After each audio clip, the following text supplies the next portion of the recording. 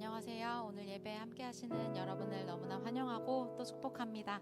네, 함께 예배할 수 있어서 너무나 기쁩니다.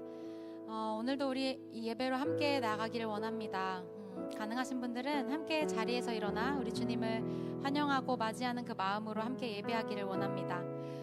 이 시간 우리 함께 예배할 때 우리의 생각과 기준을 내려놓고 이 예배로 나가길 원합니다. 내가 생각하는 기쁨, 내가 생각하는 만족, 이 정도 되어야 하고 이 정도는 있어야 될 것 같고 하는 그런 마음들 우리 안에 참 많이 있잖아요. 우리의 기준들, 그것들을 모두 다 내려놓고 주님께서 채워주실 기쁨과 만족을 우리가 누릴 수 있기를 원합니다.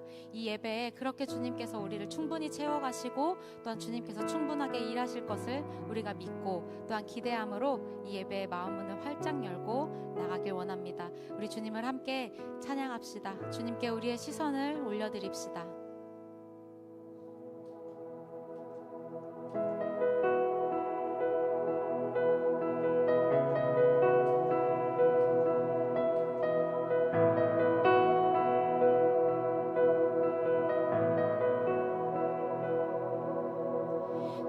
내게로부터 눈을 들어 주를 보기 시작할 때 주의 일을 보게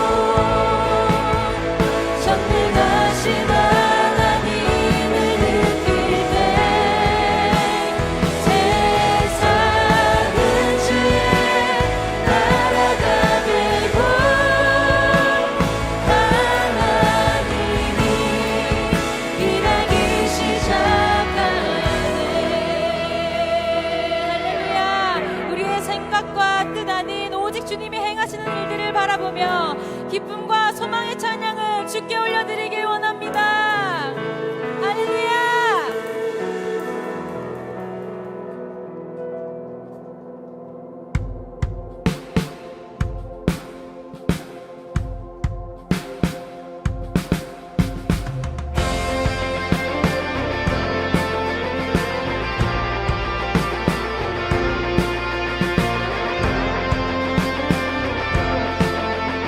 우리 함께 고백합시다. 시온에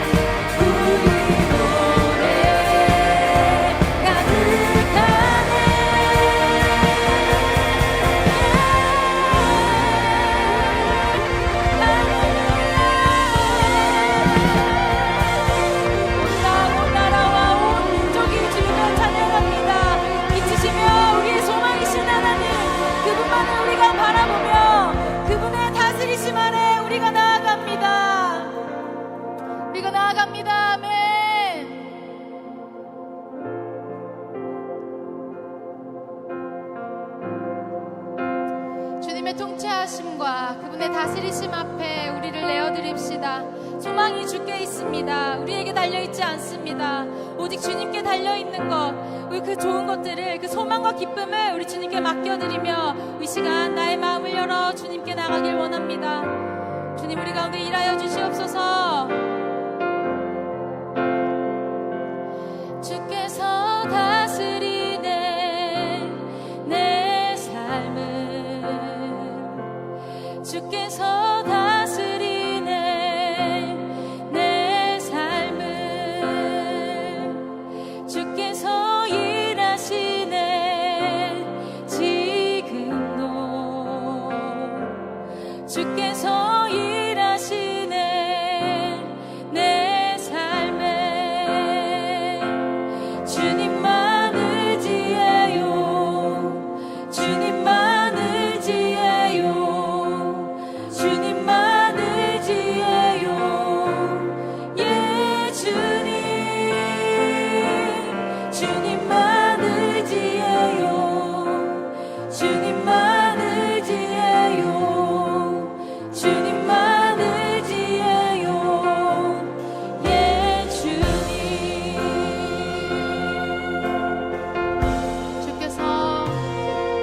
주께서 다스리네 내 삶을,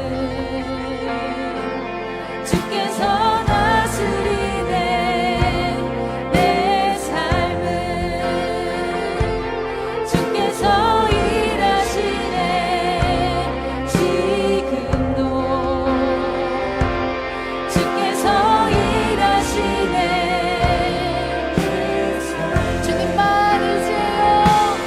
주님만 의지해요, 주님만 의지해요, 주님만 의지해요, 주님만 의지해요. 예 주님, 주님만 의지해요, 주님만 의지해요, 주님만 의지해요. 예 주님, 주님만 예배합니다.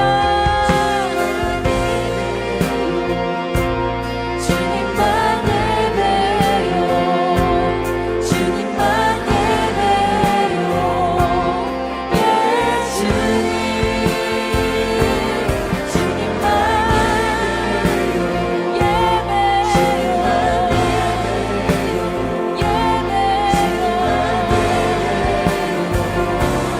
예 주님.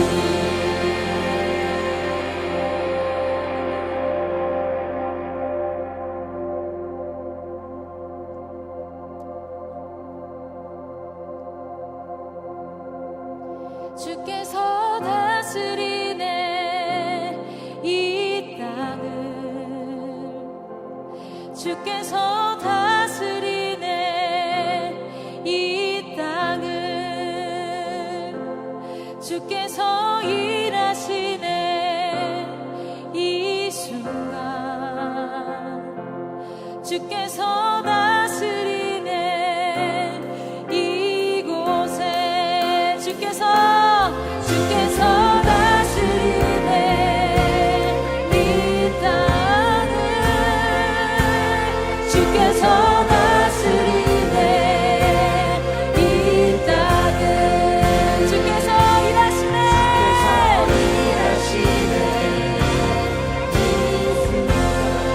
아멘. 주께서 다스리네, 주께서 다스리네, 주께서 다스리네 이 땅을, 주께서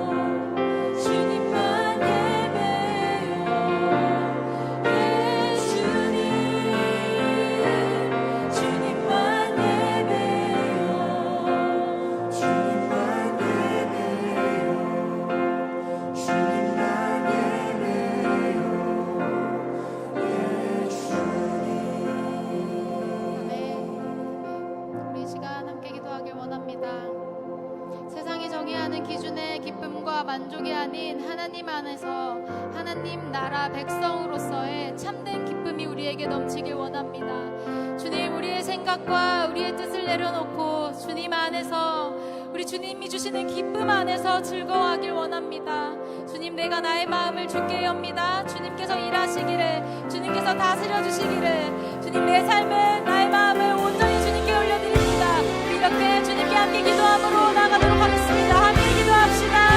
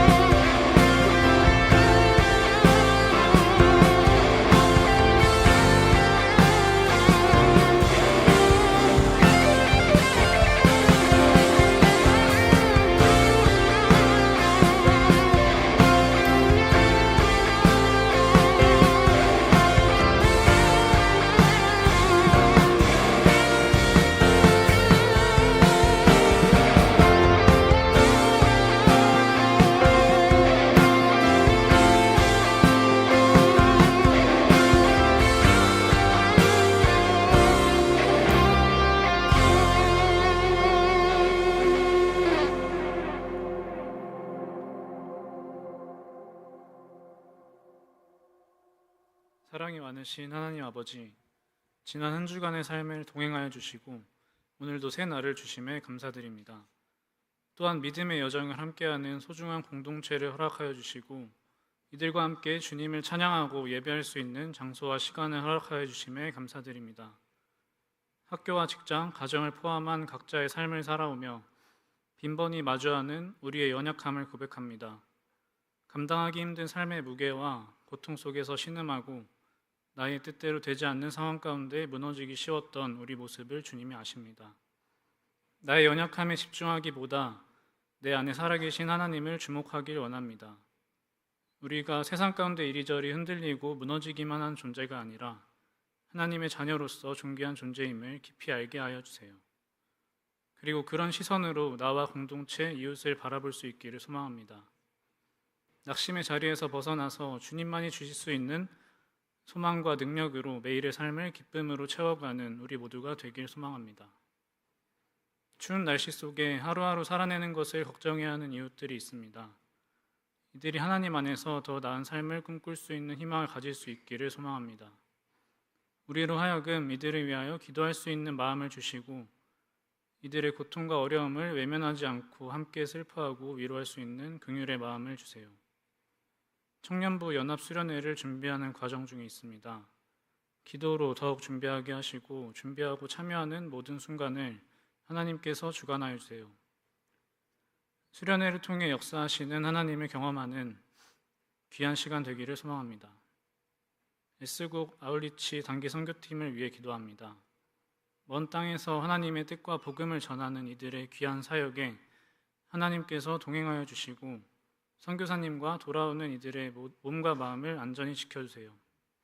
남은 이들 또한 기도로 하나 되어 보내는 선교로서 아웃리치 사역에 동참할 수 있기를 소망합니다. 예배를 위해 기도합니다. 말씀을 전하시는 김성훈 목사님과 함께하여 주셔서 전해지는 하나님의 말씀이 우리 마음 가운데 온전히 심어지기를 원합니다. 또한 이 시간이 하나님 한 분만 영광 받으시는 귀한 예배의 자리가 되기를 소망합니다. 주어진 자리에서 섬김을 행하는 각 부서 리더십과 연합행정팀, 새가족부와 홍보부, 예배를 섬기는 서포터즈와 세이밀, 방송실과 보이지 않는 손길들을 기억하여 주셔서 이들이 각자의 자리에서 예배를 섬기는 가운데 부족함 없는 하나님의 은혜와 사랑을 경험할 수 있도록 주님이 예배에 함께하여 주세요. 늘 우리와 동행하시는 예수님의 이름으로 기도드립니다. 아멘.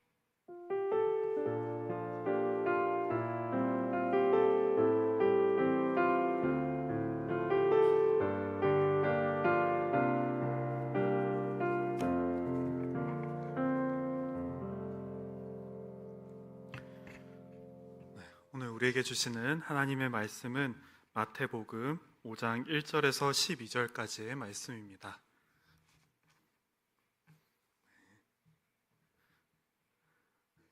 지금 아직 정회관의 불이 켜지고 있는 중이라서요. 조금만 기다려 주시고 우리 말씀을 먼저 함께 잘 듣고 또 제가 봉독하도록 하겠습니다. 예수께서 무리를 보시고 산에 올라가 앉으시니 제자들이 나아온지라.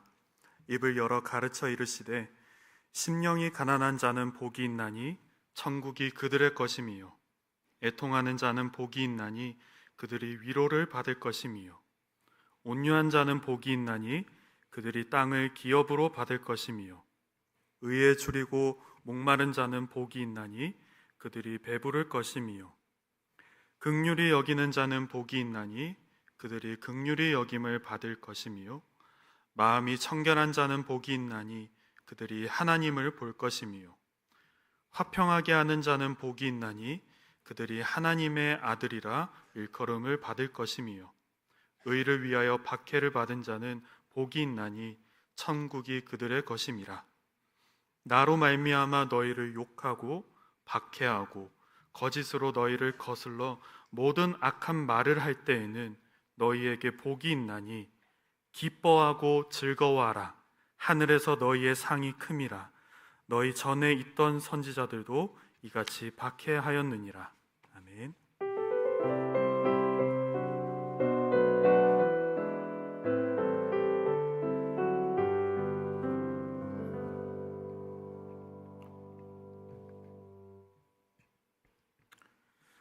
새해 복 많이 받으세요라는 인사를 나누며 맞이한 새해도 어느덧 한 달이 지났습니다. 곧 설 명절이 다가오면 우리는 다시 한번 서로에게 복을 빌어줄 것입니다. 사실 복 받으세요라는 말만큼 듣기에 좋은 말도 없을 것 같습니다. 오늘 이 자리에 모인 여러분 모두가 올 한 해 정말 복을 많이 받고 또 그 복을 넉넉히 나누며 살아갈 수 있기를 바랍니다. 저도 복 많이 받았으면 좋겠습니다. 자본주의 사회에서 복은요, 곧 경제적 풍요와 연결이 됩니다. 그래서 새해 복 많이 받으세요라는 이 말은 어느새 부자 되세요라는 말과 비슷한 의미로 사용이 되곤 합니다. 물론 돈은요, 인간의 생존과 삶에 있어 결코 가벼이 여길 수 없는 그런 요소입니다. 저 역시도 우리 청년들의 살림살이가 이전보다 올해 더 나아지면 정말로 좋겠습니다. 물질의 필요를 무시한 채 이를 저급한 것으로 치부하는 태도에는 동의하기가 어렵습니다. 가난을 실제로 통과해 본 사람이라면 그것이 얼마나 인간의 삶을 무너뜨릴 수 있는지 잘 알기 때문입니다. 그러나 동시에 가난한 사람은 결코 행복할 수 없고 부자는 늘 행복하다는 말 역시도 참은 아닐 것입니다. 우리는 가난해도 깊은 만족과 기쁨을 누리는 사람들을 많이 보아왔고 또 반대로 부유하지만 불행한 삶을 사는 이들 역시도 많이 보아왔습니다. 그러니 돈은 행복의 조건이 될 수는 있어도 복 그 자체다라고는 할 수 없을 것 같습니다.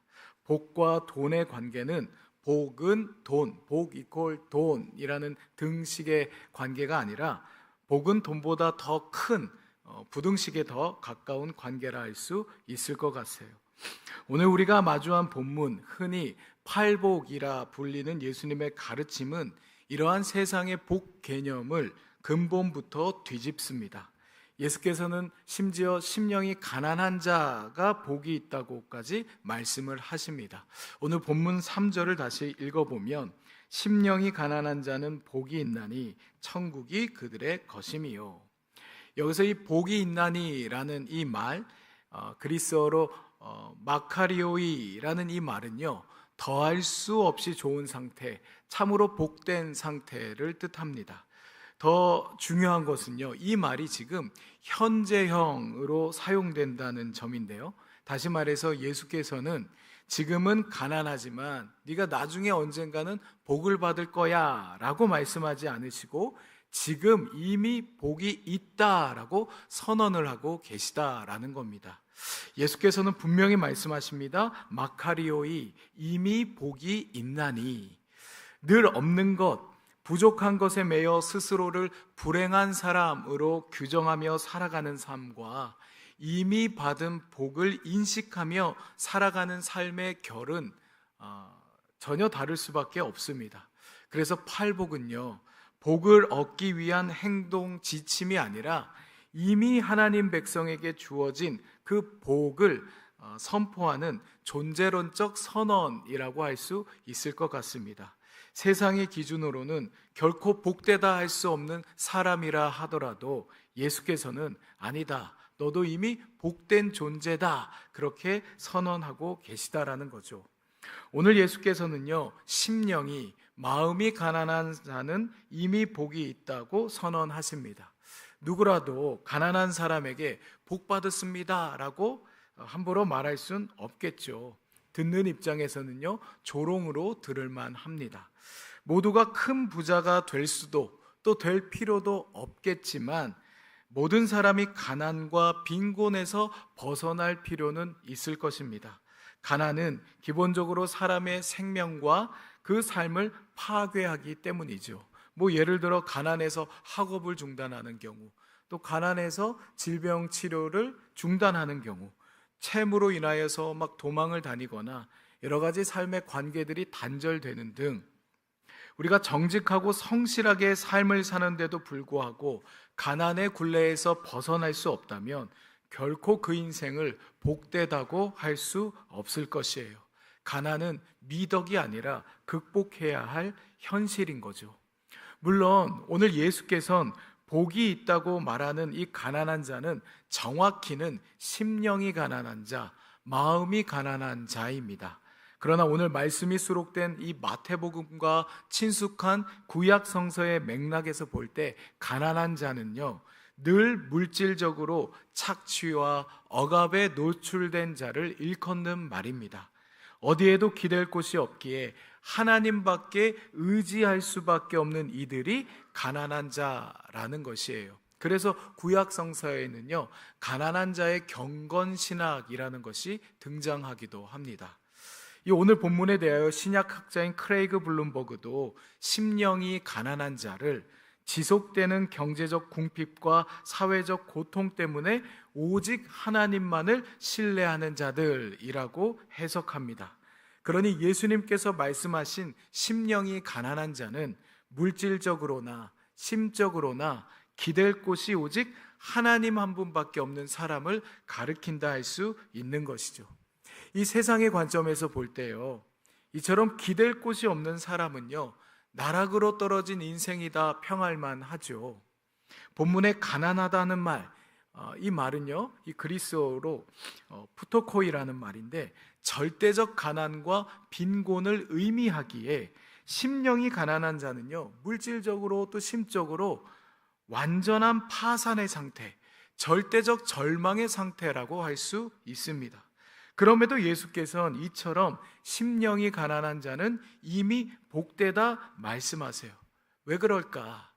왜냐하면 그는 다른 모든 것에 있어서 가난하기에 대신 천국을 소유했기 때문입니다.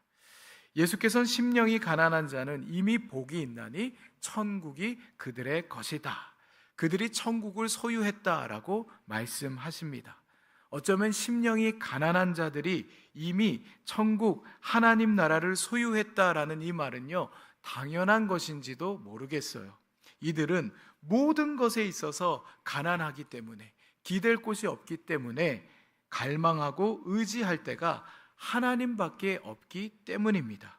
종교개혁자 깔뱅의 말처럼 자기 자신은 아무것도 아닌 것으로 낮아지고 하나님의 자비에 기대어 의지하는 사람들이기에 철저히 하나님을 의지하며 그의 다스림을 따름으로써 하나님 나라를 소유하게 되는 것이에요. 예수께서는요, 당신의 제자들을 이와 같은 가난한 자로 부르셨습니다. 그들은 실제로 가난하기도 했거니와 주님이 원하시면 언제든지 가난하게 될 준비가 되어 있는 자들입니다. 마치 나를 따르라 명하실 때 배와 그물을 모두 버려두고 떠났던 어부들처럼 말이죠. 아파본 사람이 다른 아픈 사람의 심정에 공감하듯이 가난한 자의 마음을 품은 제자들은 또 다른 가난한 이들에 대한 연대의식이 있을 수밖에 없습니다. 그래서 어떻게든 자기 삶의 일부를 떼어서 나누고자 합니다. 그리고 그 가운데에 천국이 그들의 것임이요, 하나님 나라가 그들 가운데 임하게 되는 것입니다. 이 사도행전 4장에 보면요, 그 초기 교회의 모습을 증언해주는 그런 구절들 가운데 굉장히 특징적인 것이 하나 있는데, 사도행전 4장 34절을 보면 무리가 큰 은혜를 받아서 그 중에 가난한 사람이 없으니 라는 그런 구절이 있습니다. 예수 믿었더니 뭐 갑자기 다 막 복을 받아서 이들이 부자가 되었다라는 말씀은 아니에요. 물론 그들의 삶의 평균은 여전히 가난한 상태였습니다. 그러나 그들이 자신들이 가진 것들의 일부를 떼어서 자신보다 더 부족하고 더 연약한 이들과 함께 나누었기 때문에 그들이 평균적으로는 그들의 삶이 올라갔다, 그러한 표현인 것이죠. 높은 곳은 낮아지고 낮은 곳은 높아져서 모두의 입장이 동일해진 상태. 콩 한 쪽도 나눠 먹을 만큼 가난했던 시절, 그러나 그 시절이 지금보다 더 좋았다는 여느 어른들의 말처럼요, 가난하기에 하나님을 더욱 갈망하고 가난하기에 서로에게 기대어 살아가는 이들에게 복된 하나님 나라가 임하게 되는 것입니다. 이어지는 본문 4절을 보면 애통하는 자는 복이 있나니 그들이 위로를 받을 것이며, 예수님의 이 말씀도요, 세상의 관점에서 볼 때 결코 복받은 상황이라고 말할 수 없을 것이에요. 본문의 이 애통이라는 말은요, 보통의 슬픔이나 울음이 아닙니다. 이 말은 슬픔과 아픔을 표현하는 말 중에 그 당시에 가장 강한 슬픔을 담고 있는 말이었어요. 정말 참을 수 없어서 터져나오는 울음, 창자가 끊어지는 듯한 그러한 고통에 사무치는 애통입니다. 아마도 사랑하는 사람의 죽음 앞에서 터져나오는 주체할 수 없는 그러한 울음에 가깝지 않을까 싶어요. 그러니 이 얼마나 역설적인 말씀입니까? 어느 누가 사랑하는 사람을 떠나보낸 듯한 슬픔을 겪고 있는 이에게 복되다, 복받았습니다 라고 말할 수 있을까요? 만일에 장례식장에 가서요, 여러분, 유족에게 정말 복받으셨습니다 라고 말한다면 이거 뭐 정신 나갔다 할 거예요. 애통이 있다는 것은요, 그가 울 수밖에 없는 상황, 고난과 불행을 마주했다라는 것을 전제로 합니다. 더구나 그 고난을 스스로 해결하지 못할 때에 사람들은 깊은 애통에 빠지게 되죠. 그런데 애통하는 이를 대하는 사람들의 반응은 종종 엇갈리곤 합니다. 우는 이에게 다가가 어깨를 토닥이며 손을 맞잡는 이가 있는가 하면 울음소리 듣기 싫다면서 이제 그만 울어라, 그만하면 됐다라고 다그치는 사람들도 있습니다.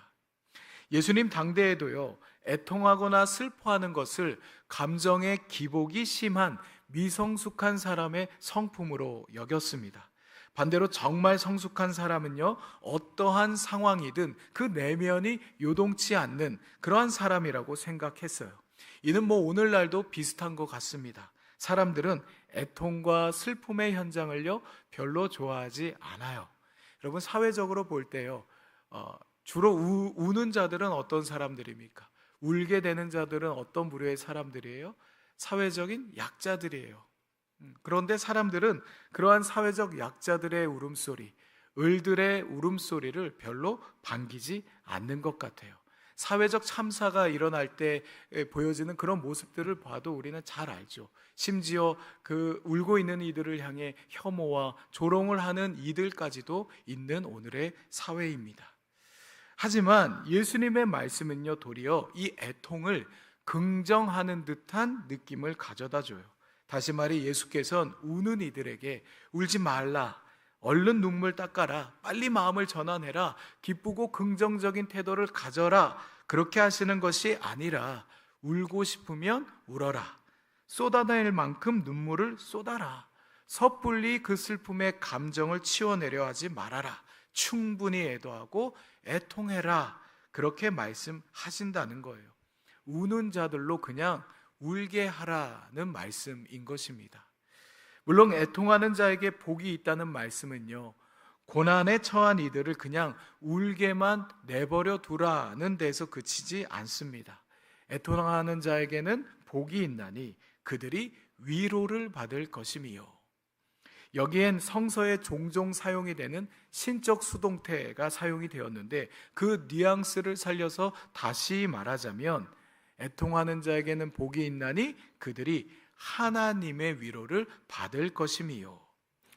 어떤 이유이든지 간에 예컨대 자신의 죄성과 연약함 때문에 울든지, 아니면 자신이 처한 상황이 너무도 불행하게 느껴져서 울든지, 또한 타인의 고통과 불의한 세상 때문에 애통하든지 간에 극한 슬픔과 아픔 뒤에 따르는 하나님의 위로가 있다라는 것입니다.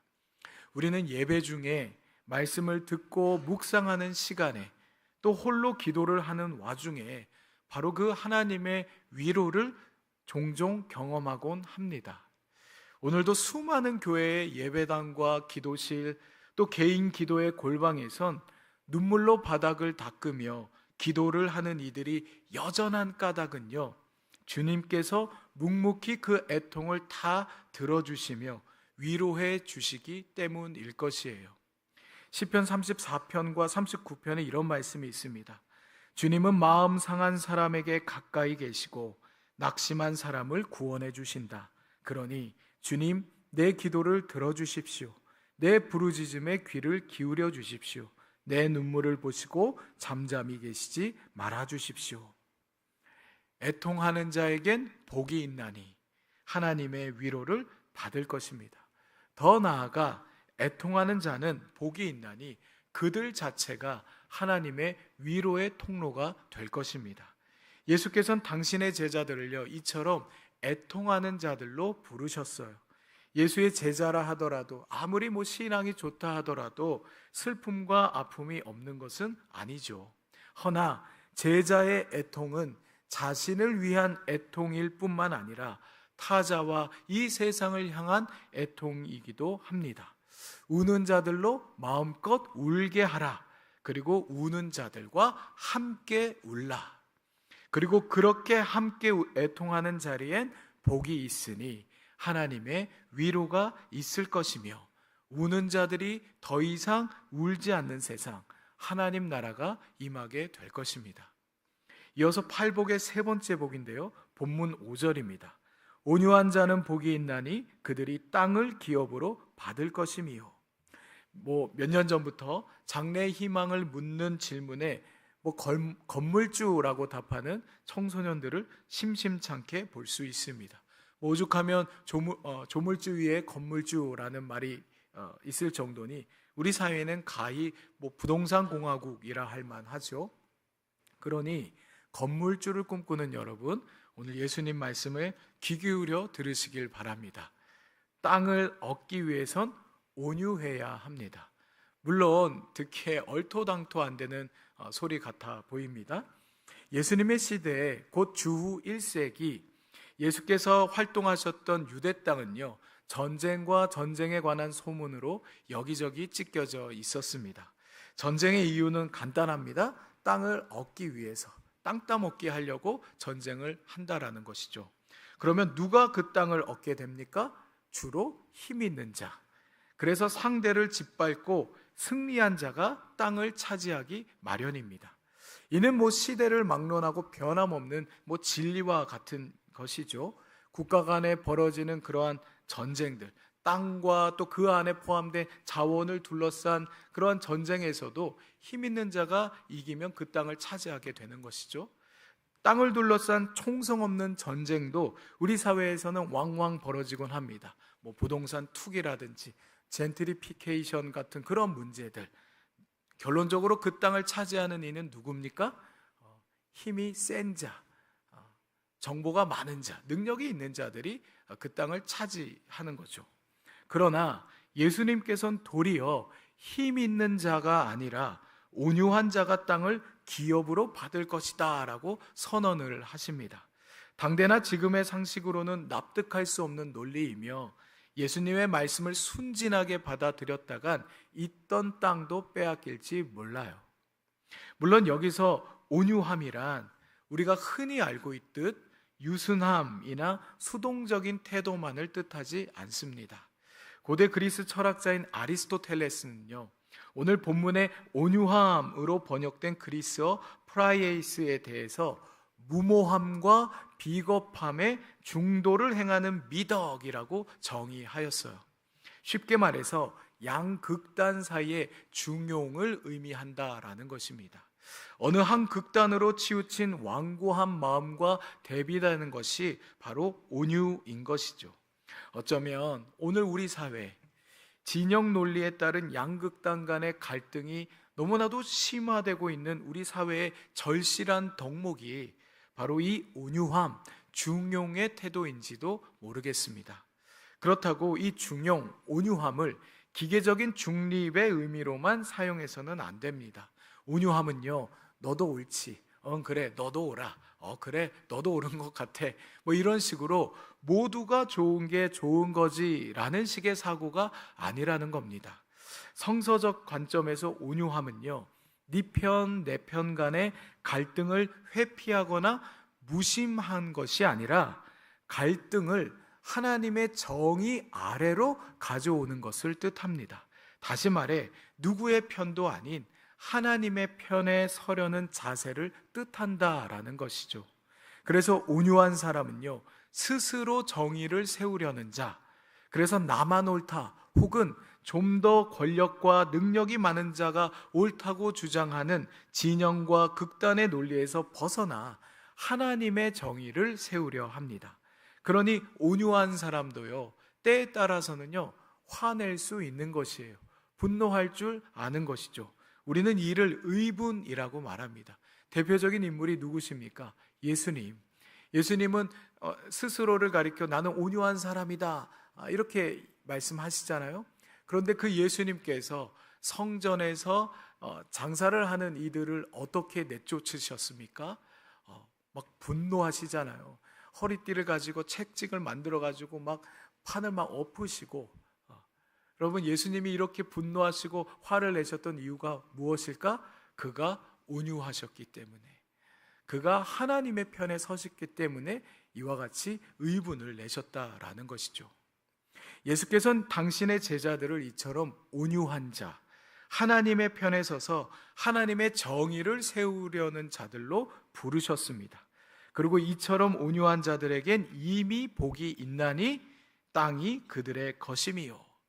여기서 온유한 자들이 얻는 땅은 하나님의 백성들에게 주어지는 약속의 땅을 의미하며 이것은 이중적인 의미가 들어 있습니다. 먼저는 물리적인 땅이에요.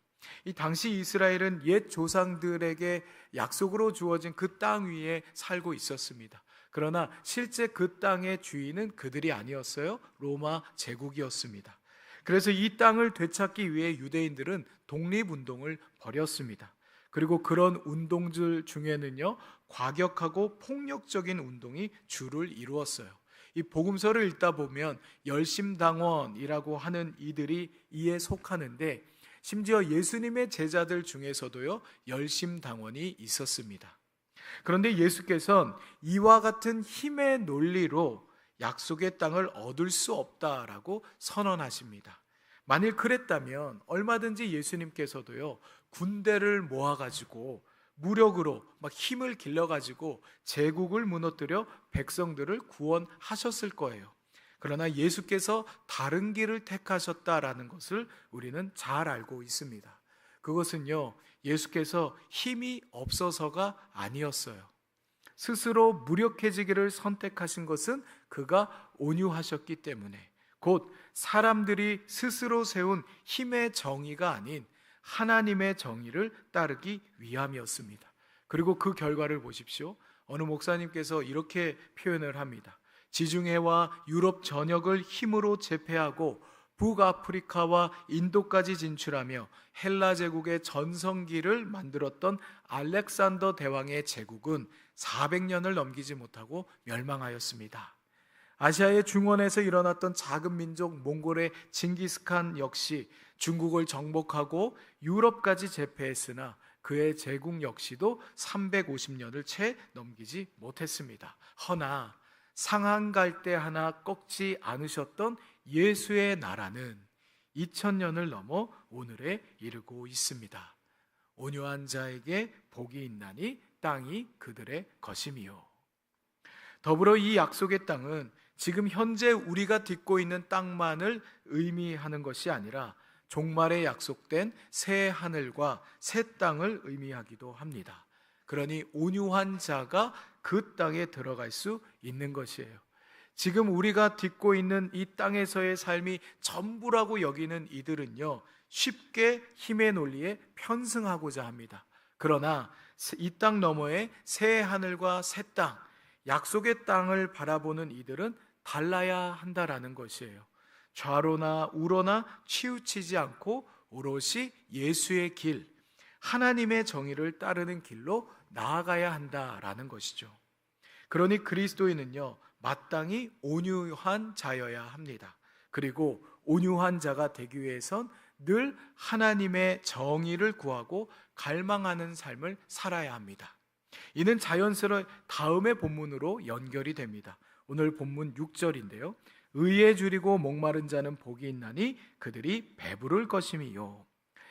여전히 먹방과 쿡방이 인기를 구가하고 있는 시대죠. 어떤 경우든 사람은요, 일단 잘 먹고 마셔야 행복감을 느낍니다. 그래서 사람들은요, 굶주리고 목마를까 걱정합니다. 그런데 이번에도 줄이고 목마른 자가 복이 있다니 이 또한 역설이에요. 굶주리고 목말라 본 사람은 잘 알 겁니다. 굶주림과 목마름은 누구라도 견디기 힘든 원초적인 결핍이죠. 때로는 이로 인해서 인생이 막 뒤바뀌는 일들도 발생합니다. 대표적으로 장발장 이야기가 그러하잖아요. 어느 탈북민의 이야기를 들은 적이 있습니다. 굶주림과 목마름에 지쳐 결국 목숨을 걸고 북한을 탈출하여 남한으로 넘어오게 되었다라는 것이에요. 그런데 이분이 남한에 왔는데 쓰레기통마다 음식물이 넘쳐나는 것을 보고 울분이 터졌다는 거예요. 나는 저 음식물 쓰레기도 먹지 못해서 생명을 걸었는데 도대체 이 땅은 어떠한 땅인가? 예수 당대의 사람들에게 주림과 목마름은요, 일상이었습니다. 오늘날에도요, 세계 인구의 10% 정도가 기아에 시달리고 있다고 하니 고대 사회는 더했을 거예요. 예수 당대의 사람들이 극한 굶주림과 타는 목마름으로 양식과 물을 갈구하는 것은요, 어느 탈북민처럼 생명을 걸어야 하는 일이기도 했습니다. 그러니 본문에서 의에 줄이고 목이 마르다라는 이 표현은요, 우리가 다이어트 할 때 느끼는 줄임과 목마름의 차원이 아니라는 것이에요. 너무 줄이고 목말라서 이러다 진짜 죽겠다라는 겁니다. 그래서 생명을 걸고 갈구하는 것이죠. 따라서 의에 줄이고 목이 마른 사람은요, 정말로 하나님의 의가 없으면 죽겠다 싶은 자인 거예요. 그래서 생명을 걸고서라도 그 의를 갈구하는 사람입니다. 예수께서는 당신의 제자들을 이처럼 의에 줄이고 목마른 자들로 부르셨어요. 하나님의 의가 없으면 정말 죽을 수도 있겠다라는 그 절박함을 가진 자들로 부르셨다라는 겁니다. 그러니 이들에겐 무엇보다 하나님의 의가 자기 생의 우선순위가 됩니다. 그렇다면 여기서 말하는 하나님의 의란 무엇을 의미하는 것일까? 오늘 본문에서 의는 그리스어로 디카이오신네라는 말입니다. 문맥에 따라 이 말의 의미는 달라지기도 하지만 기본적으로는요, 하나님과 사람 간의 바른 관계를 뜻하는 말이에요. 그러니 의에 줄이고 목이 마른 사람은 하나님과의 관계가 바로 서지 않으면 정말 죽을 것 같은 그러한 결핍에 시달리는 사람인 것이죠. 그래서 늘 하나님과의 바른 관계를 위해 하나님과 연결되고자 발버둥칩니다. 늘 하나님께 자신을 맞추고자 노력합니다. 그렇지 않으면 자신이 죽을 것 같으니까 하나님의 말씀에 늘 자신의 삶을 돌아보고 조율하고자 합니다. 우리는 이처럼 의에 줄이고 목마른 대표적인 인물을 잘 알고 있습니다. 바로 예수 그리스도. 그의 생애 모토는요, 십자가를 목전에 두고 겟세마네 동산에서 한 기도 말과 다름이 없습니다. 내 뜻대로 마시옵고 아버지의 뜻대로 하소서. 이게 예수님의 삶의 모토였다라고 저는 생각해요. 내 뜻대로 마시고 아버지 뜻대로 하소서. 물론 예수께서도 십자가를 지시는 일이 결코 쉽지 않았어요. 그래서 처음에는 될 수 있는 한 피하고 싶다라고 아버지께 간청을 하기도 했습니다.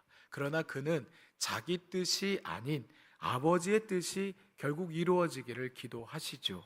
왜냐하면 예수님은 의에 줄이고 목이 마른 자였기 때문입니다.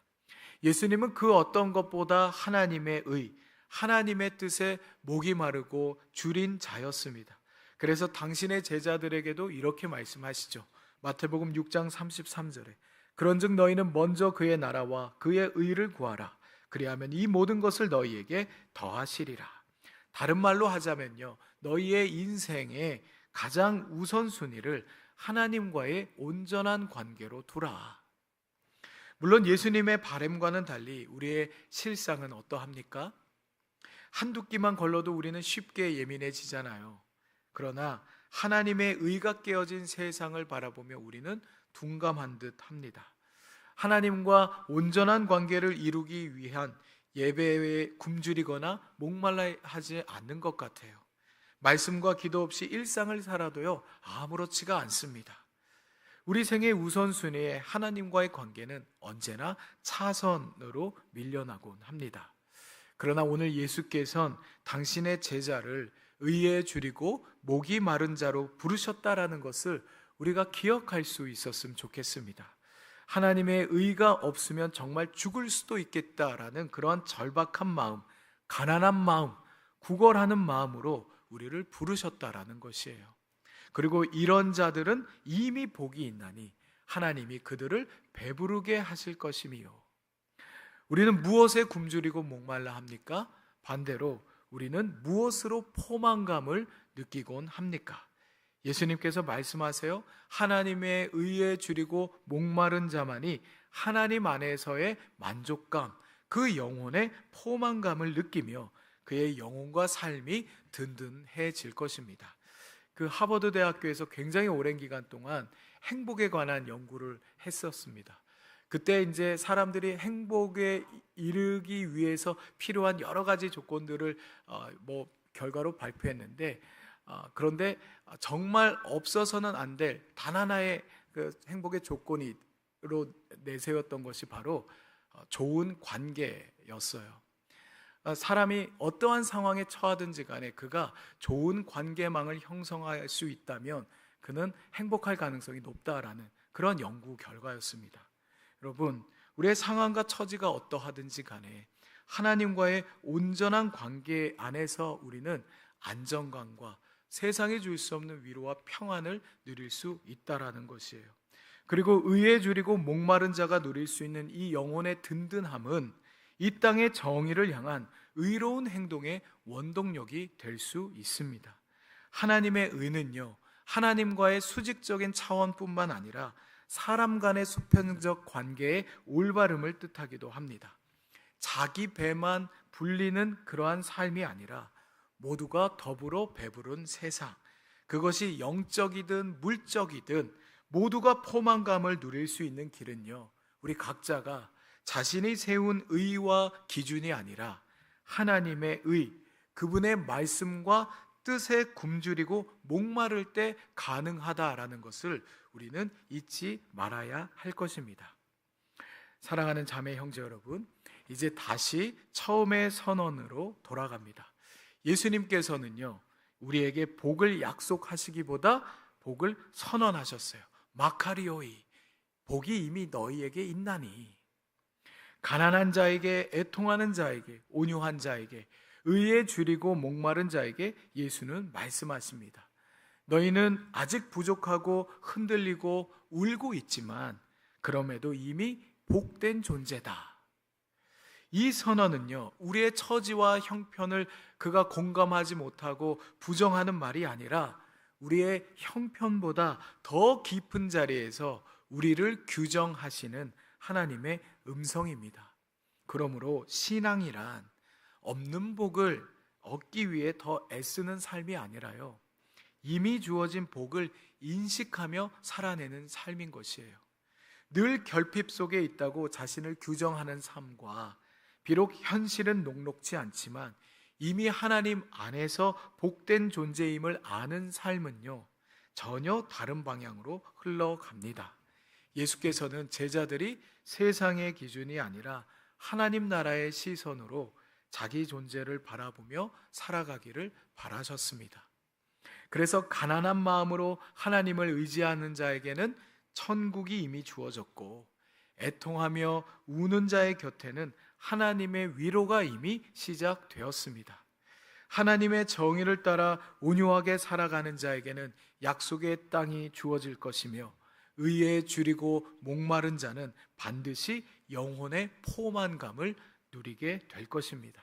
이 모든 복은 언젠가 받을 보상이 아니라 이미 우리 삶 한가운데서 작동하고 있는 하나님의 은혜입니다. 우리는 오늘 이 예배를 마치고 다시 삶의 자리로 돌아가겠지만, 설령 그 자리가 가난과 눈물의 자리일지라도 우리가 꼭 기억했으면 좋겠습니다. 예수께서 오늘도 우리를 향해 하신 그 말씀, 마카리오이, 이미 복이 있나니, 너는 이미 복된 존재이며 너의 삶은 이미 하나님 나라 안에 있다. 이 말씀.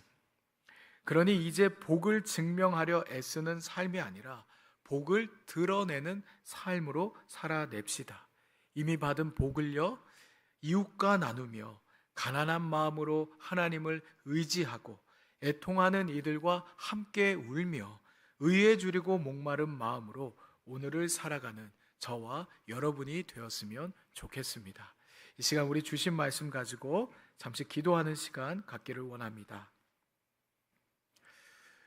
주님께서 오늘 우리를 향해 하신 그 말씀을 우리가 다시 마음에 새겨보길 원합니다. 마카리오리, 이미 복이 있나니, 이미 너는 복된 존재다. 그렇게 말씀하시는 주님의 음성을 우리 마음에 걸어두었으면 좋겠습니다. 그렇지 않다고 나는 가진 것도 없고 나는 지금 고통 중에 있으며 나는 정말 스스로 보기에 불행한 것 투성이야 라고 스스로를 규정짓고 있는 분이 계시다면, 이 시간 하나님의 말씀에 더욱 귀를 여실 수 있기를 바랍니다. 그렇지 않다 말씀하시는 그 주님의 음성에 마음을 여시기를 바랍니다. 가난하기 때문에, 애통하기 때문에, 그래서 더욱 하나님을 의지하고 그 하나님을 기대는 것이야말로 복이다라는 것을 오늘 이 시간 우리 마음에 새기길 원합니다. 하나님의 정의를 따르며 하나님의 편에 서는 온유한 사람이 되고, 그 하나님의 의를 갈구하는, 정말 절박한 심정으로 갈구하는 의에 줄이고 목마른 사람이 되어 하나님이 주시는 그 복을 충만하게 누리는 우리가 되었으면 좋겠습니다. 이 시간 주신 말씀 기억하며 우리 잠시 그렇게 하나님 앞에 기도하며 나아가겠습니다. 주님, 이 시간 우리에게 주신 이 말씀 우리가 기억하며 나아갑니다. 주님,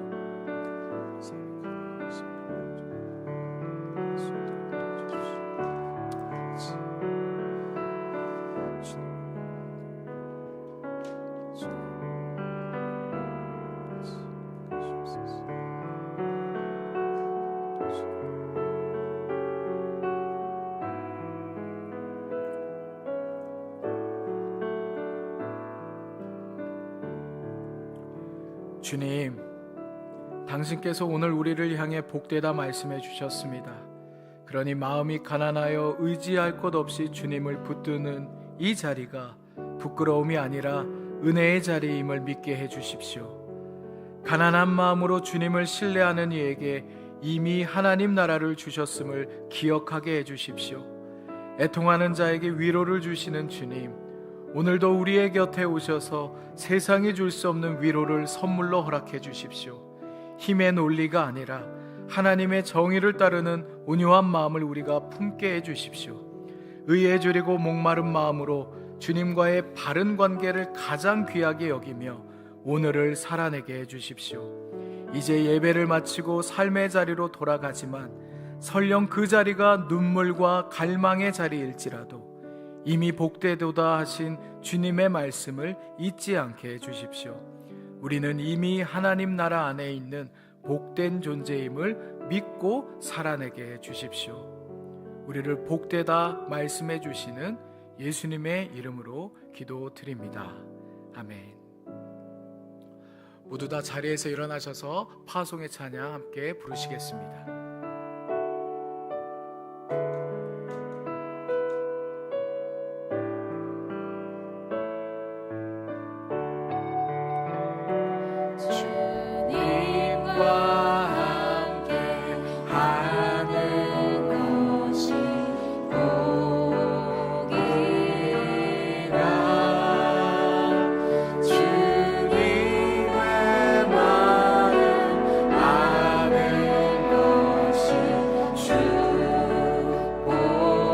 주님과 함께 걷는 것이 주님과 함께 걷는 것이 복이라.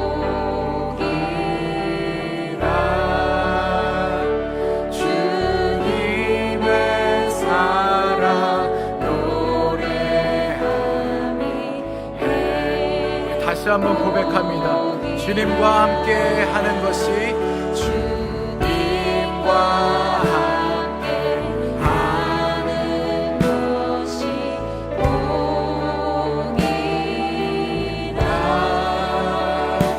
주님의 마음 아는 것이 축복. 주님과 함께 걷는 것이 주님과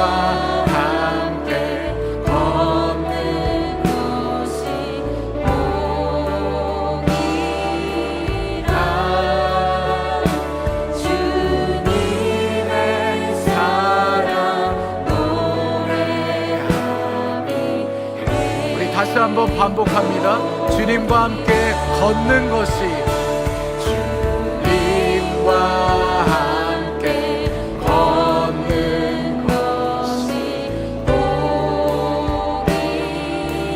복이라. 주님의 사랑 노래함이 주님의 사랑 노래함이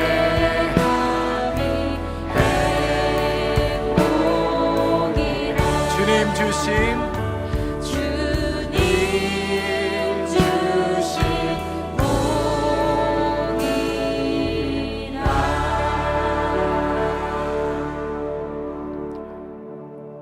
우리 주 예수 그리스도의 은총과 하나님의 다함없는 사랑하심과 성령의 아름다운 사귐이 주신 말씀 마음에 새기며 복된 존재로 각자의 일상으로 나아가는 여러분 모두와 함께 하시길 축원하옵나이다.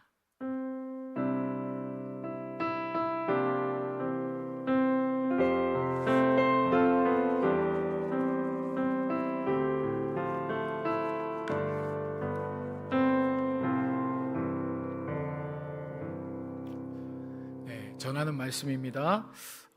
우리 S국의 아웃리치 중인 우리 형제 자매들 위해서 함께 기도해 주시기를 바랍니다. 주부에 보시면 그 명단들이 있으니까요.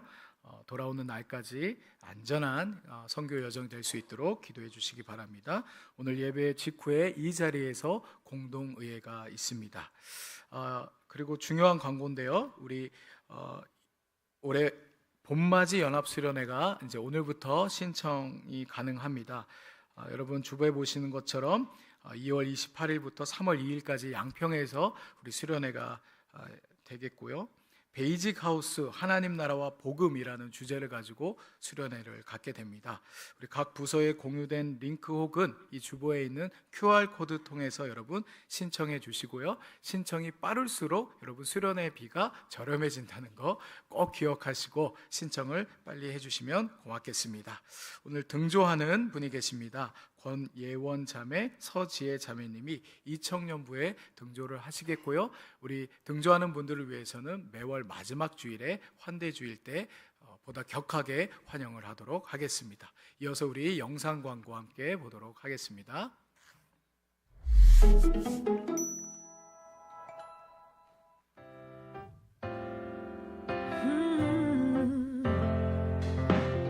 Walked quite a few miles with you now, and you've never walked away.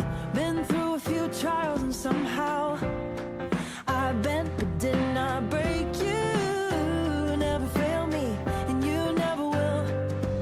It's true, might sound crazy, but I say it still. I count it all joy.